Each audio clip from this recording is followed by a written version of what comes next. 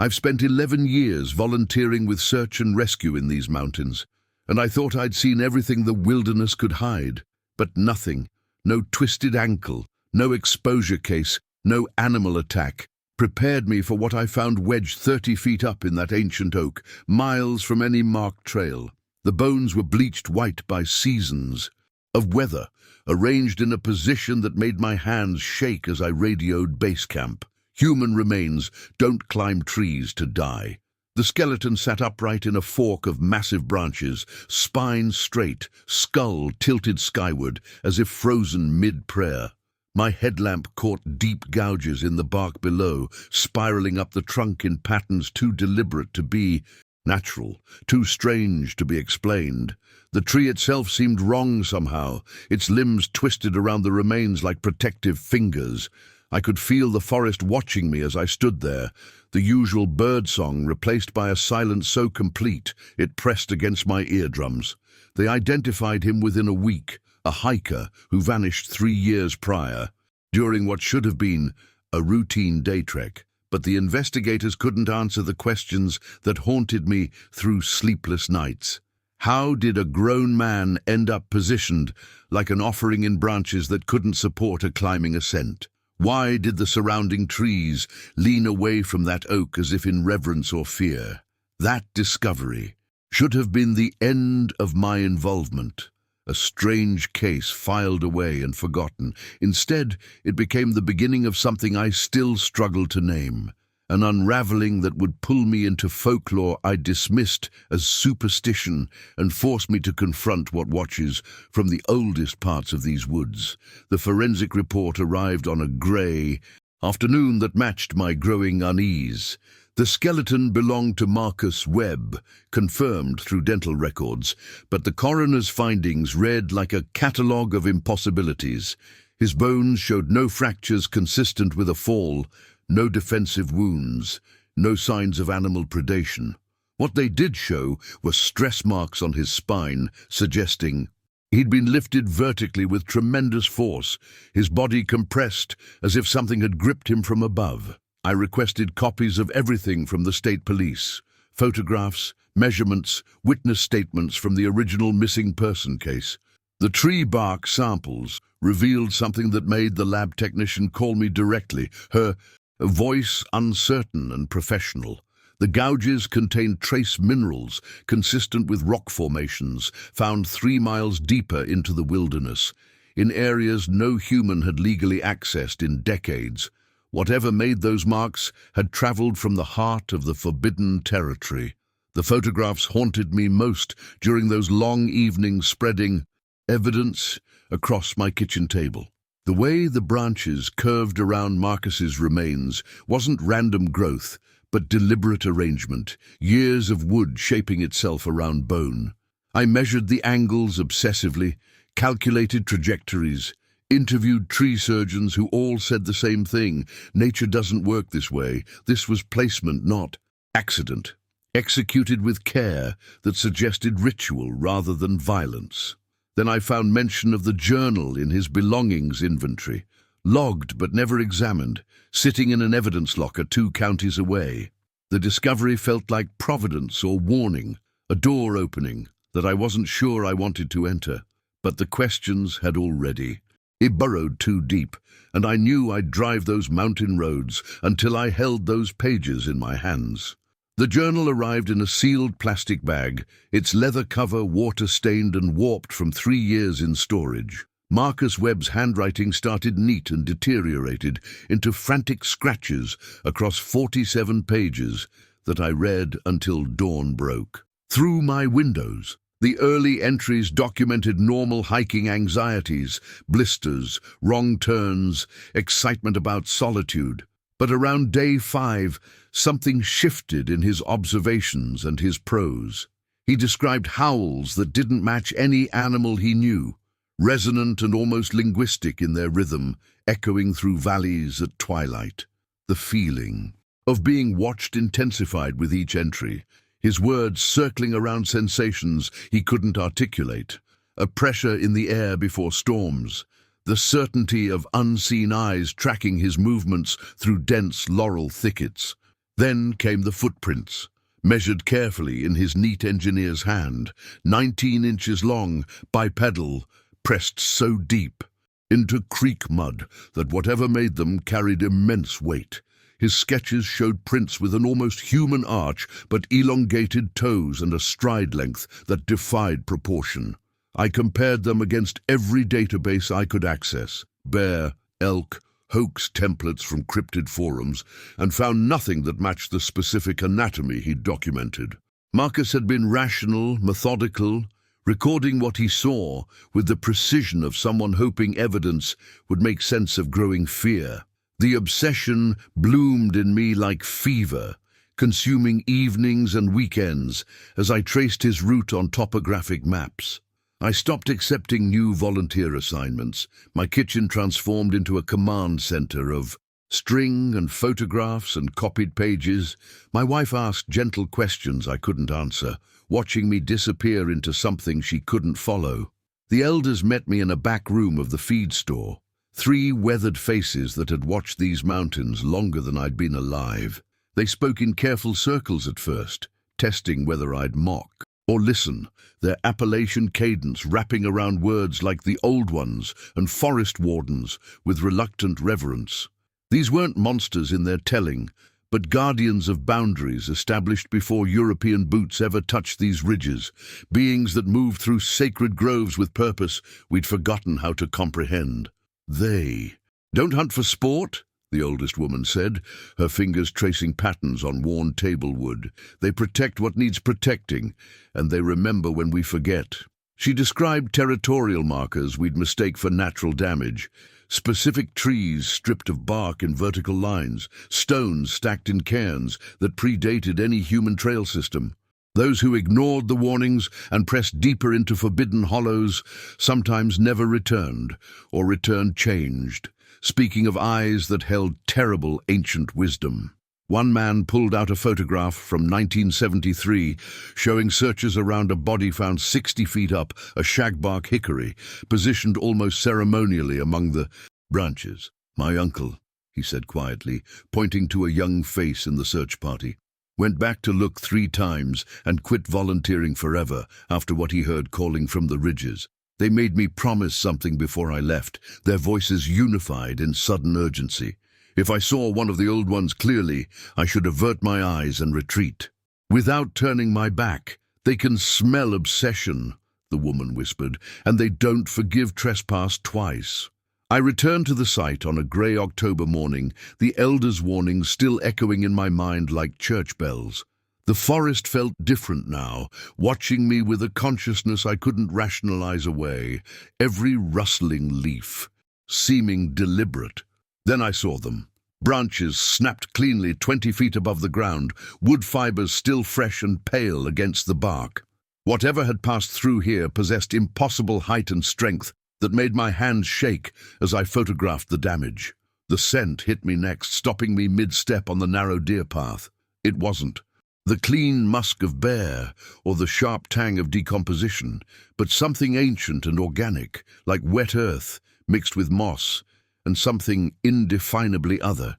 I followed it deeper than I'd intended, my rational mind screaming warnings, while obsession pulled me forward like a fishhook through my chest. The trees grew denser here, their canopy creating cathedral dimness even at midday. I found the track in soft mud beside a spring I'd never seen on any map. It measured 18 inches long, 5 toes spread wide, with claw marks extending beyond, pressed so deep into the earth it suggested massive weight. My camera felt inadequate, a child's toy trying to capture something that existed beyond the frame's edges. I knelt beside it, feeling the ground still hold residual warmth, and understood with terrible clarity that I was no longer the searcher. The forest had gone completely silent, and somewhere behind me, a branch cracked with deliberate pressure. I made camp a quarter-mile from the oak, my tent positioned where I could. Watch the tree line as dusk bled into darkness.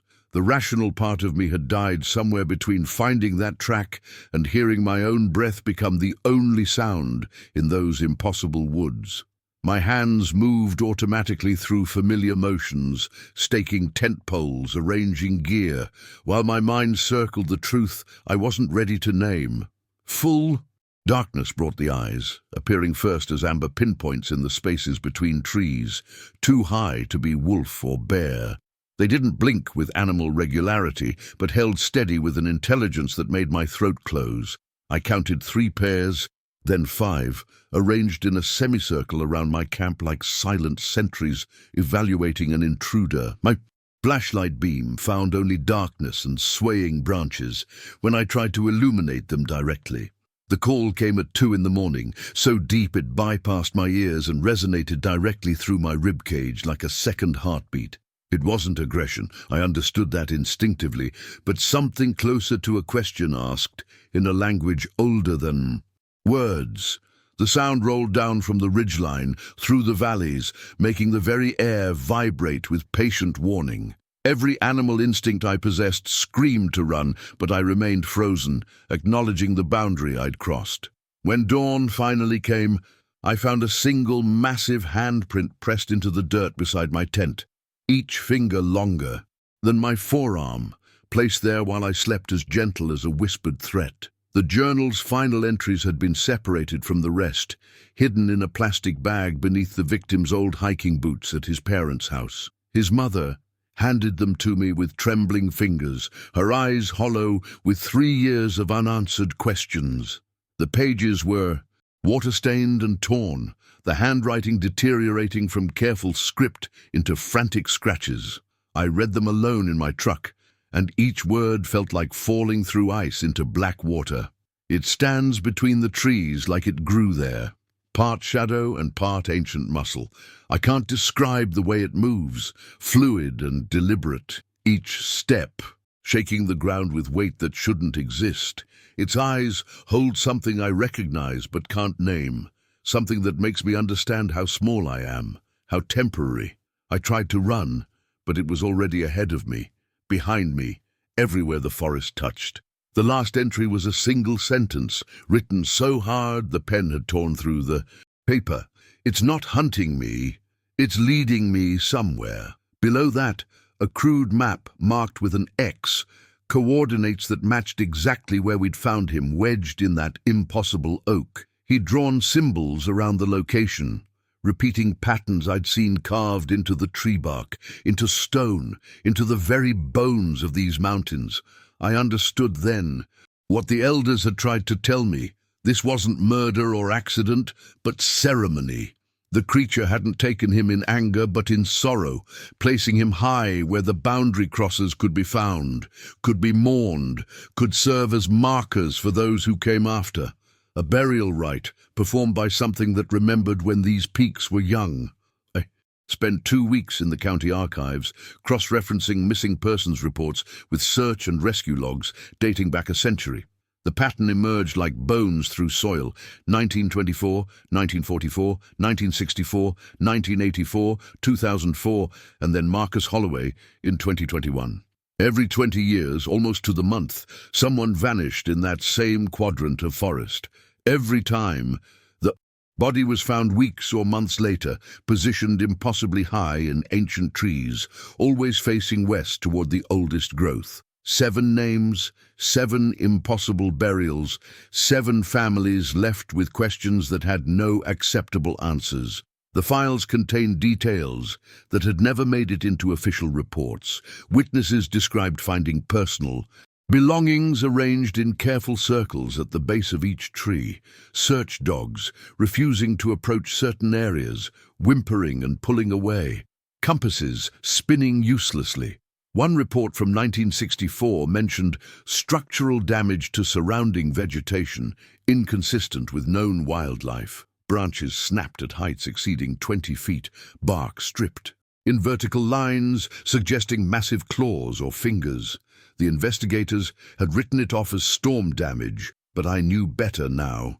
I laid out photos from all 7 recoveries on my kitchen table, studying them until my vision blurred.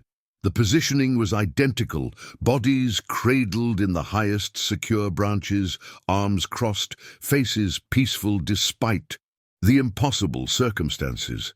This wasn't violence, this was ritual, ancient and unchanging, performed by something that had kept this covenant longer than my country had existed. Each burial marked a boundary crossed, a warning issued, a sacred duty fulfilled. The realization hollowed me out. I would be next, or I would leave forever. There was no middle ground with forces this old.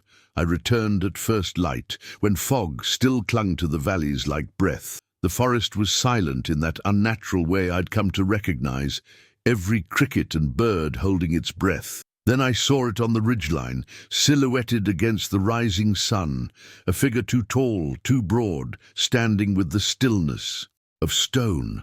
My camera hung useless at my side. I knew instinctively that this moment existed beyond proof, beyond evidence. It didn't move toward me or away, simply watched with eyes that caught the dawn like amber. There was no threat in its posture, only an ancient weariness that made my chest ache. I understood then what the journal had tried to express. This wasn't a monster, but a guardian bound by oaths older than memory. It had tended these woods through centuries, performing duties we'd forgotten how to honor, carrying the weight of boundaries we'd ceased to recognize. The creature raised one massive hand, not in menace, but in what seemed like acknowledgement. We stood there, human and ancient thing, separated by 50 yards and 10,000 years of divergent paths. The sun broke fully over the mountains, and morning mist swirled around its form like water around stone. When the light touched it directly, it turned and walked into the forest with impossible grace, branches closing behind it like a curtain. I packed my truck that afternoon. Some mysteries aren't meant to be solved but witnessed. Some boundaries exist for reasons deeper than understanding. The mountains would keep their guardian, and I would keep their secret, carrying the weight of what I'd seen into whatever ordinary life remained. I spent 3 days organizing my gear, cataloging my photos of bark, patterns and deer tracks, everything except what I'd actually seen. My hands moved through the familiar motions while my mind replayed that moment on the ridgeline, the weight of those amber eyes, the sorrow pressed into every line of that massive frame. The skeleton in the oak hadn't been a trophy or a warning, but a funeral tended by hands that understood death as sacred passage rather than simple ending. The local elders nodded when I returned the victim's journal to his family without explanation, their silence speaking volumes. They'd carried this knowledge through generations, watching outsiders stumble toward truths too large for modern minds to hold. The missing hiker had crossed into territory marked by rituals older than written language, and the guardian had honored him the only way it knew how, lifting him towards sky and stars. I moved to the coast, where everything feels temporary and nothing grows roots that deep. Sometimes I wake from dreams of mountain fog and feel that resonant call vibrating through my ribs like a second heartbeat. The creature walks those ridges still, I'm certain, performing ceremonies we've forgotten, maintaining boundaries between what we are and what we've chosen to stop being. The woods took what I thought I knew about the world and replaced it with something stranger, more terrible, infinitely more beautiful. Some doors, once opened, change the shape of everything that comes after, and I walk through my remaining years carrying the knowledge that we share this earth with presences vast and patient, waiting in the deep places we've learned to avoid. Have you ever felt watched by something you couldn't explain? Subscribe for more encounters with the unexplained.